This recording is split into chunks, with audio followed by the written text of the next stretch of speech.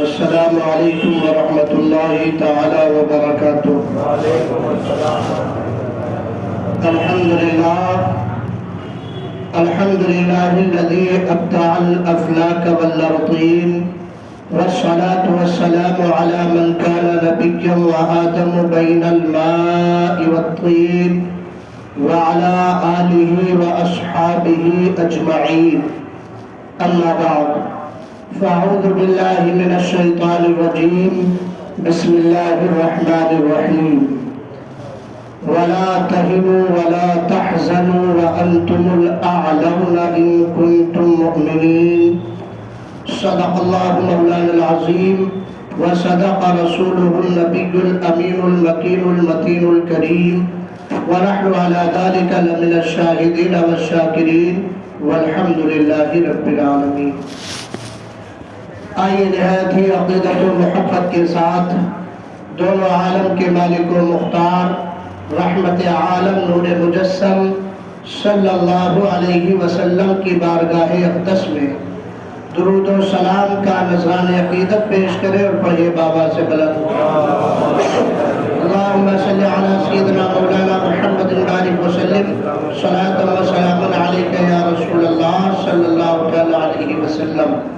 ایک بار اور نبی اور آل نبی پر درود پڑھائے، صلی اللہ علی نبی وآلہ صلی اللہ علیہ وسلم، صلاۃ و سلام علیک یا رسول اللہ صلی اللہ علیہ وسلم۔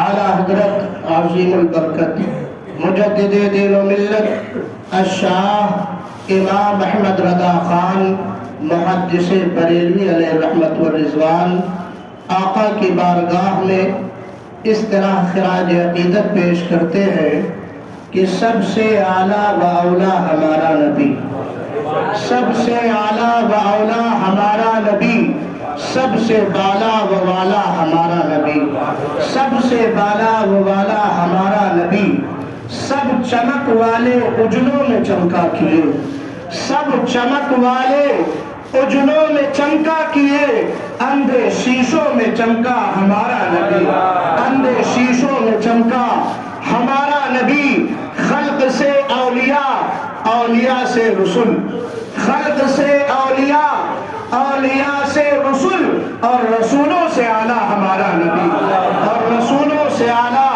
ہمارا نبی۔ اور جس کے تلووں کا دھون ہے آب حیات، جس کے تلووں کا دھون ہے آب حیات، ہے وہ جانے مسیحا ہمارا نبی، ہے وہ جانے مسیحا ہمارا نبی۔ سارے اونچوں میں اونچا سمجھیے جسے، سارے اونچوں میں اونچا سمجھیے جسے، ہے اس اونچے سے اونچا ہمارا نبی، ہے اس اونچے سے اونچا ہمارا نبی۔ سارے اچھوں میں اچھا سمجھیے جسے، سارے اچھوں میں اچھا سمجھیے جسے، ہے اس اچھے سے اچھا ہمارا نبی، ہے اس اچھے سے اچھا ہمارا نبی۔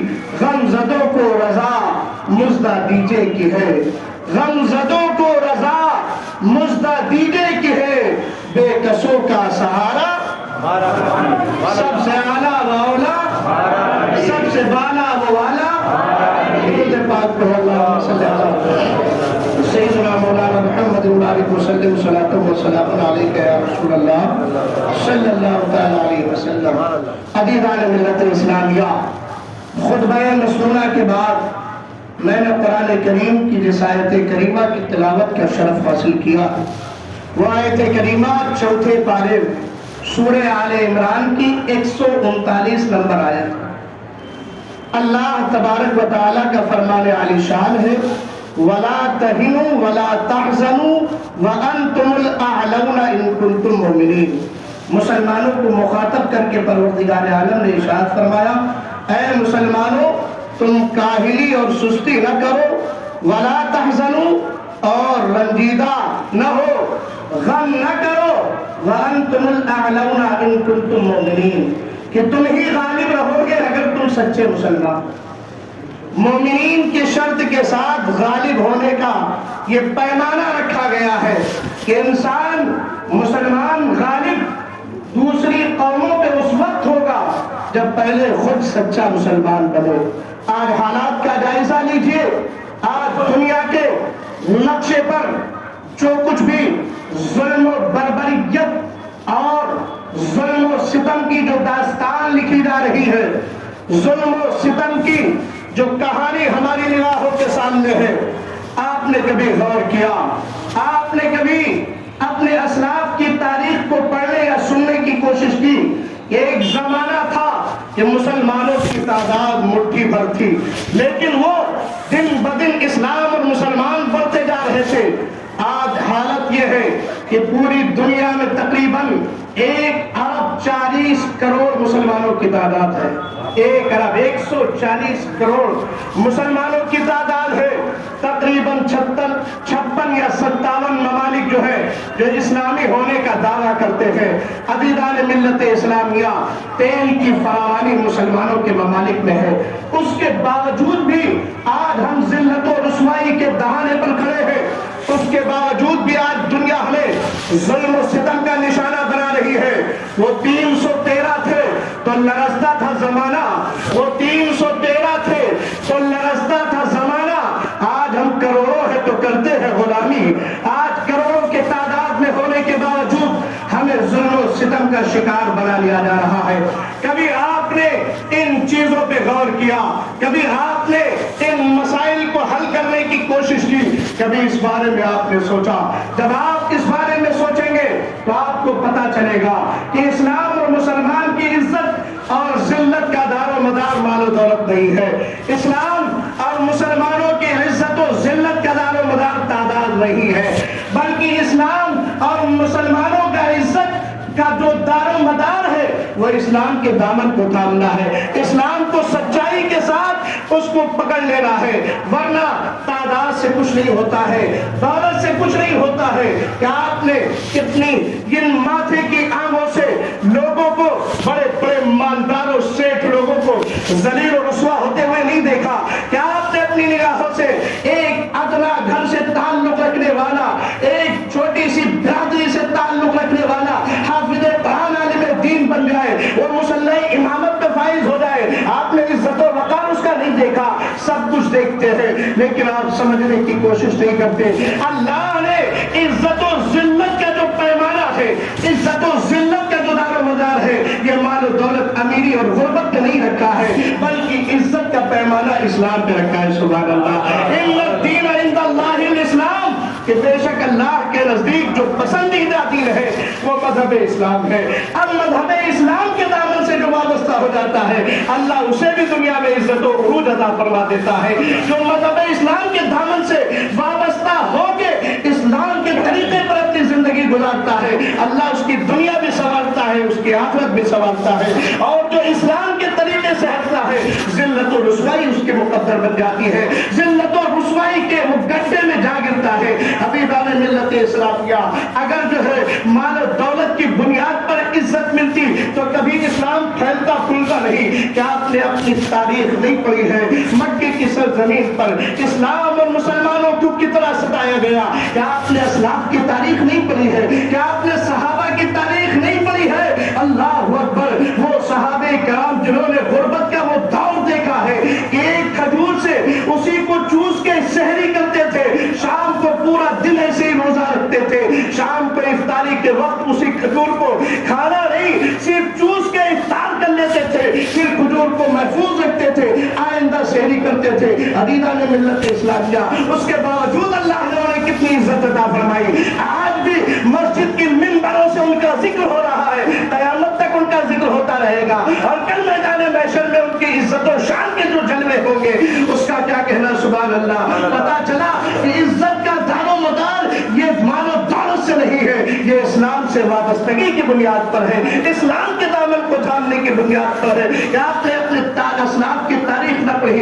ایک اسلامی تاریخ میں، صحابہ کی تاریخ میں ایک چمکتا ہوا نام حضرت بلال حبشی رضی اللہ تعالیٰ عنہ کا آتا ہے. حضرت بلال حبشی رضی اللہ تعالیٰ عنہ نے کیا کچھ نہیں برداشت کیا ہے اسلام کے لیے. کبھی ان کو جو ہے غلامی کی زندگی گزارنی پڑی ہے، کبھی مکے کے تپتے ہوئے ریگزار پہ ننگے جسم کر کے ان کو تپتے ہوئے جو ہے پتھروں پہ ڈال دیا جاتا تھا، کبھی پیروں کے اندر ان کی انگلیوں میں کیلیں ٹھوک دی جاتی تھی، لیکن بلال ہے کہ مسکراتے ہیں۔ پوچھنے والے پوچھتے ہیں بلال اتنا سب کچھ برداشت کر کے تم مسکراتے ہو اور لا الہ الا اللہ محمد رسول اللہ کی سزا بلند کرتے ہو؟ تو حضرت بلال فرماتے تھے کہ اے لوگوں یہ میرا امتحان چل رہا ہے۔ دنیا کا حساب یہ ہے کہ اگر مٹی کا کوئی برتن بھی کوئی خریدتا ہے تو اسے ٹھوک پیٹ کے لیتا ہے کہ کہیں یہ کچا تو نہیں پکا ہے۔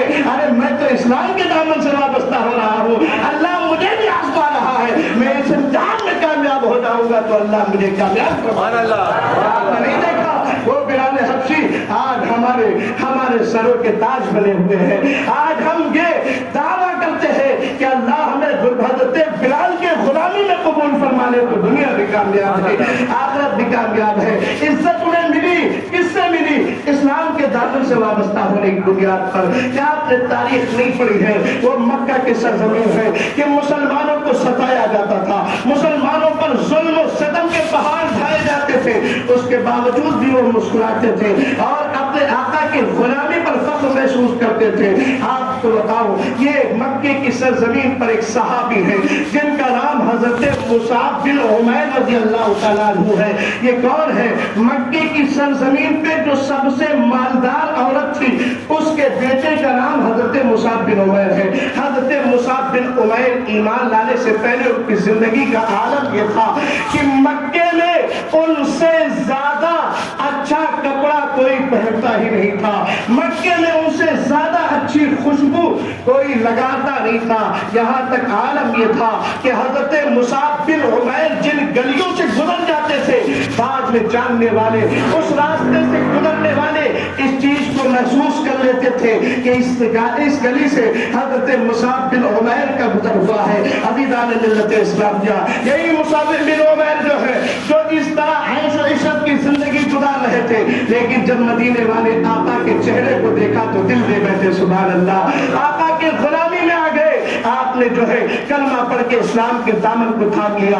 جب ان کی والدہ کو معلوم پڑا کہ مصعب بن عمیر کلمہ پڑھ کے مسلمان ہو چکے ہیں، والدہ نے اپنے گھر سے نکال دیا۔ اللہ اکبر۔ حضرت مصعب بن عمیر کے چہرے پہ کوئی شکن نہ آئی۔ اس کے بعد جو ہے ان کے جو عمدہ حسین و جمیل جو کپڑے تھے ان کو بھی چھین لیا جاتا ہے، لیکن مصعب بن عمیر کے چہرے پہ کوئی شکن نہیں آتی ہے، اس لیے کہ وہ جانتے تھے کہ عزت ان کپڑوں سے نہیں بنتی ہے، عزت اس دولت سے نہیں بنتی ہے، عزت اگر ملی ہے تو مدینے والے کے غلام پر کے بنی ہے۔ عزت اگر ملے گی اور میدان محشر میں اگر کامیابی ملے گی تو اس آقا کی غلامی کر کے ملے گی۔ حضرت مصعب بن عمیر نے خوشی خوشی سب کچھ قربان کر دیا، یہاں تک کہ اب مکہ کی سرزمین پر حضرت مصعب بن عمیر کو اتنا ستایا گیا کہ آپ مکہ چھوڑنے پر مجبور ہو گئے، مکہ چھوڑ کے حبشہ کی طرف ہجرت کر کے چلے گئے۔ کچھ دنوں کے بعد جب کچھ حالات صحیح ہوئے، مسلمانوں کی تعداد جب بڑھنے لگی، حضرت مصعب بن عمیر رضی اللہ تعالیٰ عنہ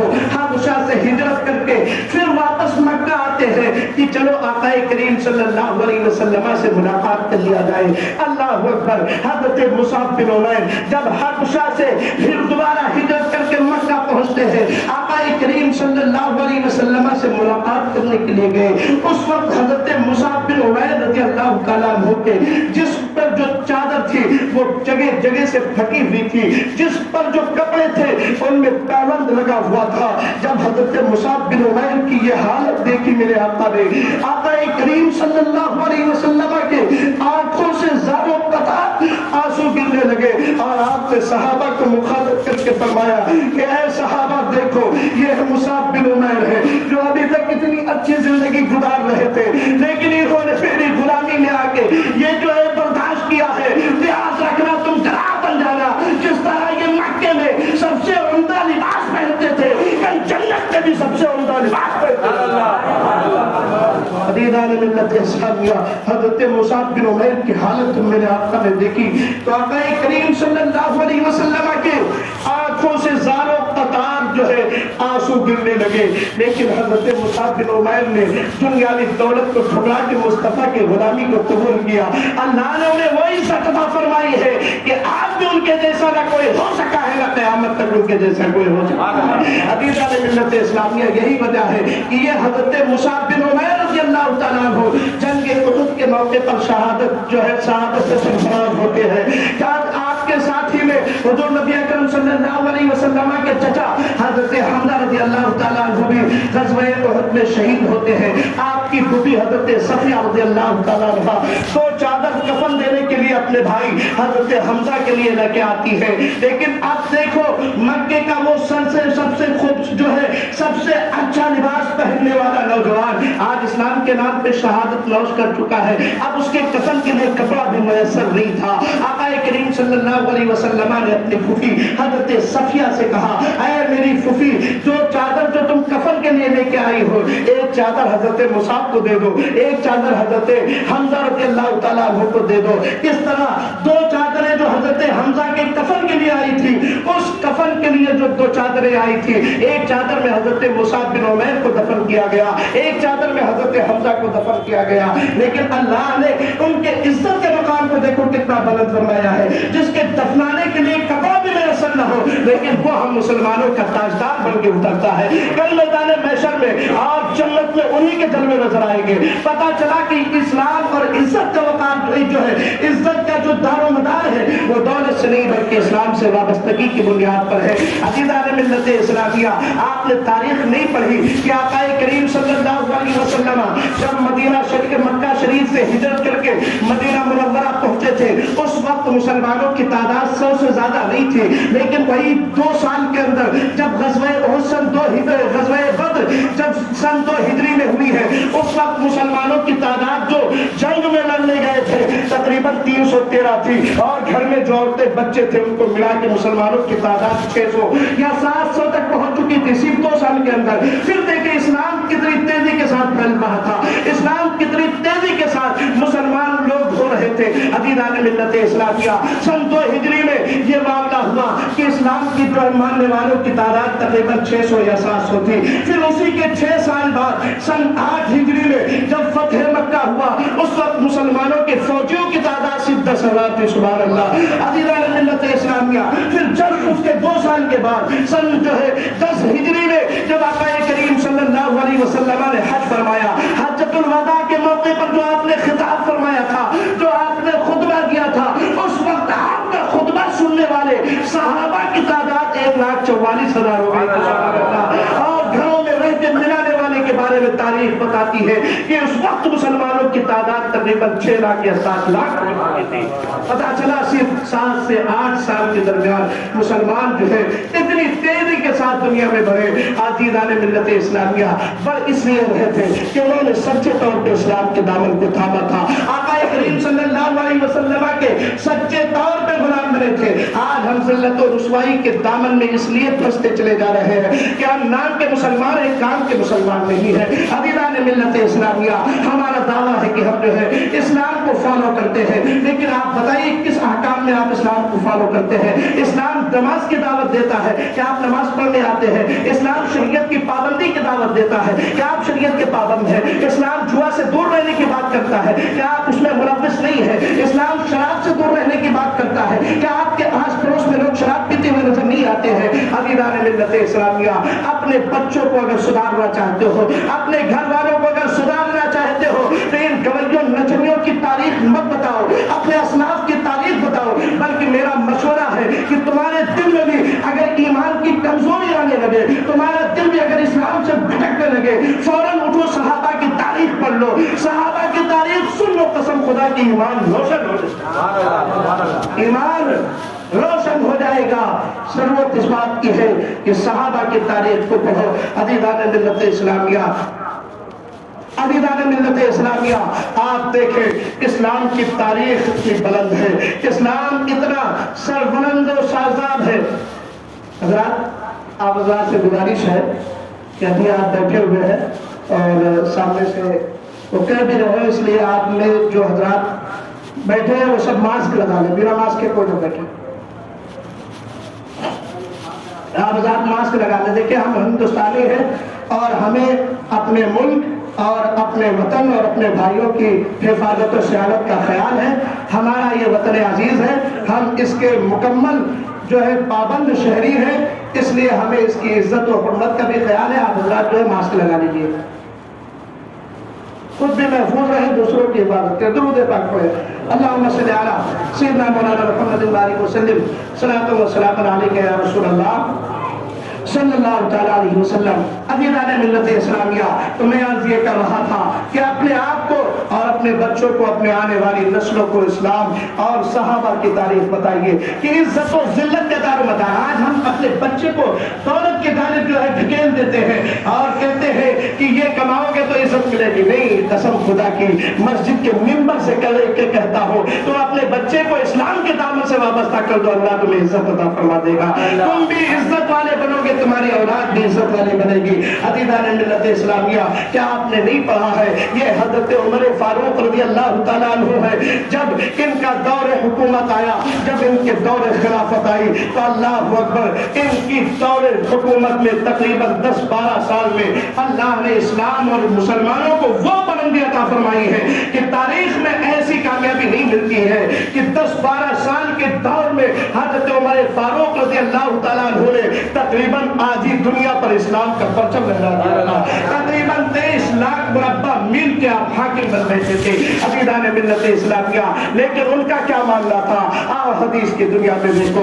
عزیزان ملت اسلامیہ, حضرت عمر فاروق رضی اللہ تعالیٰ عنہ جب تہامہ کی سرزمین سے گزرتے ہیں, تہامہ ارض تہامہ سے گزرتے ہیں, جب تہامہ کی سرزمین پر پہنچے حضرت عمر فاروق رضی اللہ تعالیٰ عنہ بلک بلک کر زار و قطار رونے لگے. صحابہ نے کہا امیر المومنین, آپ آدھی دنیا پر حکومت کرنے والے شہنشاہ ہیں, آپ کے روب و دبدبہ کا عالم یہ ہے کہ باطل قوت عمر کا نام سن کے کانپ جاتی ہے, شیطان عمر کا نام سن کے راستہ بدل دیتا ہے. آپ بچوں کی طرح زار و قطار بلک بلک کر رو رہے ہیں. معاملہ کیا ہے؟ حضرت عمر فاروق رضی اللہ تعالیٰ عنہ نے ارشاد فرمایا, لوگوں سنو, مجھے میرا بچپن یاد آ گیا, مجھے میرا اسلام لانے سے پہلے کا زمانہ یاد آ گیا, مجھے وہ زمانہ یاد آ گیا جب میں اسلام نہیں لایا تھا.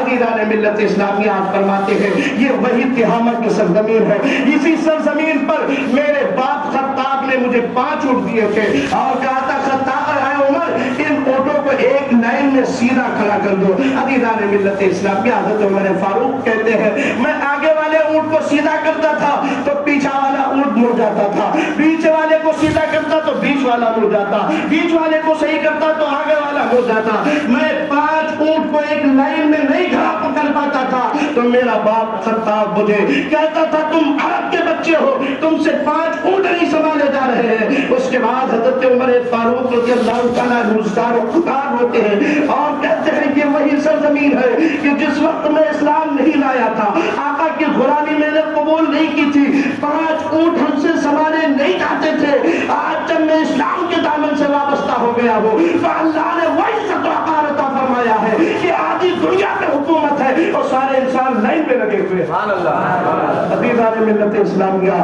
اسلام نے یہ عزت عطا فرمائی ہے. جب مصر اور یروشلم کا علاقہ فتح ہوا, حضرت ابو عبیدہ ابن جراح رضی اللہ تعالیٰ عنہ جو اس وقت وہاں کے گورنر تھے, انہوں نے حضرت عمر فاروق رضی اللہ تعالیٰ عنہ کو خط لکھا کہ امیر المومنین آپ مکہ مدینہ شریف چھوڑیے اور یہاں مصر اور یروشلم کے علاقے کو آ کے آپ دیکھیے, اللہ نے فتح و نصرت عطا فرمائی ہے. چنانچہ حضرت عمر فاروق رضی اللہ تعالیٰ عنہ مدینہ شریف سے سفر کر کے یروشلم کی طرف جب بڑھتے ہیں تو آپ کے ساتھ کوئی بہت بڑا قافلہ نہیں تھا. عزیزان ملت اسلامیہ, آدھی دنیا کے حاکم تھے سبحان اللہ, وہ جو ہے 23 لاکھ مربع میل پر آپ کی حکمرانی چلتی تھی. لیکن کیا کرتے ہیں, آپ جب نکلنے لگتے ہیں تو آپ کے ساتھ صرف ایک غلام کو لیتے ہیں اور ایک اونٹ لیتے ہیں, بس ایک اونٹ. یہ آدھی دنیا پر حکومت کرنے والے حاکم کا عالم یہ ہے کہ جب سفر کر رہا ہے تو ساتھ میں صرف ایک غلام اور جو ہے ایک اونٹ ہے، اور حضرت عمر کو کوئی جو ہے جان کا خطرہ نہیں ہے، اس لیے کہ وہ جان کا سودا تو مدینے والے آقا سے کر چکے تھے۔ آج ایک ملک کا کوئی پرائم منسٹر بن بیٹھتا ہے تو اس کو جو ہے لاکھوں کی سیکورٹی، کروڑوں جس کی سیکورٹی پر ختم ہو اور راستے میں نکلتا ہے تو جان کا خطرہ نظر آتا ہے۔ ہمارے اسلاف کی تاریخ اٹھا کے دیکھو، آدھی دنیا پہ حکومت ہے اور 23 لاکھ مربع پر حکومت کرنے والے عمر فاروق رضی اللہ تعالیٰ عنہ جب یروشلم کے لیے نکلتے ہیں، ساتھ میں صرف ایک غلام ہے، ایک اونٹ ہے، اور نکل جاتے ہیں۔ جب یہ راستے کا عالم یہ تھا کہ تھوڑی دور اونٹ پر آپ بیٹھتے تھے، آپ کا غلام پیدل چلتا تھا، پھر اس کے بعد آپ کا غلام بیٹھتا تھا، آپ اونٹ کی نکیل کو پکڑ کے آگے آگے چلتے تھے،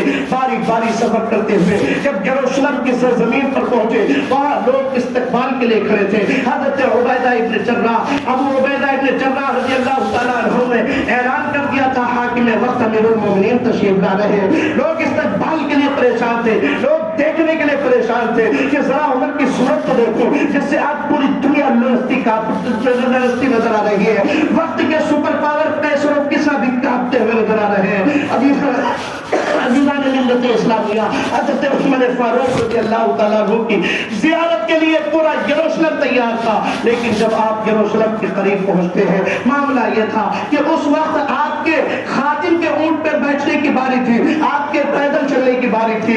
عزیزان ملت اسلامیہ، جب لوگوں کی بھیڑ دیکھا تو خادم خود بخود رک جاتا ہے اور کہتا حضور باری تو میری ہے، لیکن میں اپنی مرضی سے باری کو چھوڑ رہا ہوں، آپ امیر المومنین ہیں، آپ اونٹ پہ سوار ہو کے ان لوگوں کے سامنے چلیے، میں اس کی نکیل پکڑ کے آگے آگے چلتا ہوں۔ اللہ اکبر۔ عمر فاروق رضی اللہ تعالیٰ عنہ نے ارشاد فرمایا، عزت سواریوں سے نہیں ملتی ہے، عزت مدینے والے آقا کے دامن کو تھامنے سے ملتی ہے۔ کہا نہیں، ہرگز ایسا نہیں ہو سکتا، تمہاری باری ہے، تم ہی بیٹھ کے چلو۔ اب دیکھو عزیزان ملت اسلامیہ، 23 لاکھ مربع میل کا حاکم عمر فاروق رضی اللہ تعالیٰ عنہ، جس کی شان یہ ہے کہ آقا نے ارشاد فرمایا تھا کہ میرے بعد اگر کوئی نبی ہوتا تو وہ عمر ہوتے، سبحان اللہ۔ عزیزان ملت اسلامیہ، نکیل پکڑ کے آگے آگے جا رہے ہیں۔ آبادی کے لوگوں نے جب دیکھا تو حیران تھے اور انہوں آپس میں چیمے گویا کرنے لگے، کیا یہ وہی عمر فاروق ہے جو اونٹ پہ سوار ہو کے آ رہے ہیں؟ رنگ اتنا کالا ہے، ہونٹ موٹے موٹے ہیں، ارے ان سے زیادہ خوبصورت تو ان کا غلام ہے جو نکیل پکڑ کے آ رہا ہے، جو اونٹ کو پکڑ کے آگے آگے چل رہا ہے۔ عزیزان ملت اسلامیہ، جب لوگوں میں یہ چیمی گوئیاں شروع ہوئی، حضرت ابو عبیدہ رضی اللہ تعالیٰ عنہ نے کہا خبردار لوگوں، دھوکہ مت کھاؤ، یہ انصاف والے عمر کی انصاف کی عدالت ہے، اس لیے انہوں نے انصاف کیا ہے، جو اونٹ پر بیٹھے ہیں وہ امیر المومنین نہیں ہے، جو اونٹ کی نکیل پکڑ کے آگے آگے چل رہے ہیں یہ امیر المومنین ہے۔ عزیزان ملت اسلامیہ، اس طرح انصاف کیا۔ پھر جب آپ ان لوگوں کے بھیڑ میں پہنچے، سب سے پہلے آپ پہنچتے ہی حضرت ابو عبیدہ ابن جراح کو مخاطب کرتے ہوئے ارشاد فرماتے ہیں، اے لوگوں سنو، ہم ذلت والے لوگ تھے، ہم ذلیل قوم تھے، اللہ نے ہمیں عزت اسلام کی بنیاد پر عطا فرمائی ہے، تو ہمیں اسلام کے دامن کو تھام لینا چاہیے اور دوسروں کو چھوڑ دینا۔ آپ ارشاد فرماتے ہیں، لوگوں سنو، ہم ذلیل قوم تھے، ذلیل لوگ تھے، لیکن اللہ نے ہمیں عزت اسلام کی بنیاد پر عطا فرمائی ہے، تو ہمیں اسلام کے دامن کو تھام لینا چاہیے اور دوسروں کے راستے کو چھوڑ دینا چاہیے۔ عزیزان ملت اسلامیہ، آج بھی میں کہتا ہوں کہ اگر آپ عزت و وقار کی زندگی گزارنا چاہتے ہیں تو سچے مسلمان بن جائیے، گوشت کھانے والے سے مسلمان نہ بنیے، خرافات کرنے والے مسلمان نہ بنیے، آقا کے قدموں میں جان کو قربان کرنے والے مسلمان بنیے۔ اسلام کی سربلندی اور اسلام کی عظمت کے لیے اپنے آپ کو تیار رکھیے۔ عزیزان ملت اسلامیہ، اگر آپ سچے مسلمان بن گئے تو آج دنیا آپ کے قدموں میں گرتی ہوئی نظر آئے گی۔ عزیزان ملت اسلامیہ، شرط یہ ہے کہ ہمیں سب سے پہلے اپنے آپ کو سدھارنا ہے، اپنے بگڑے ہوئے معاشرے کو سدھارنا ہے، اپنے بچوں کو اپنے اسلاف کی تاریخ بتائیے، اپنے گھر کے ماحول کو سدھاریے، اور جو ہے جھوٹ، غیبت، زنا، شراب خوری، زنا اور ان طرح کے خرافات سے بالکل دور رہیے، سچے طور پہ پاک اور صاف زندگی گزاریے، ایک دوسرے سے اتحاد و و اتفاق کی زندگی گزاریے. دعا ہے کہ رب قدیر ہم سب کو شریعت مصطفیٰ پر عمل کرنے والا بنائے, صحابہ کرام کی تاریخ کو پڑھنے والا, سننے والا اور ان کی مشن پہ اپنی زندگی کو بڑھانے والا بنائے. انہی کے مشن پہ چلتے ہوئے ہم سب کا خاتمہ ایمان پر نصیب فرمائے. استغفر اللہ ربی من کل ذنب واتوب الیہ. وآخر کلمتی الحمدللہ رب العالمین. السلام علیکم.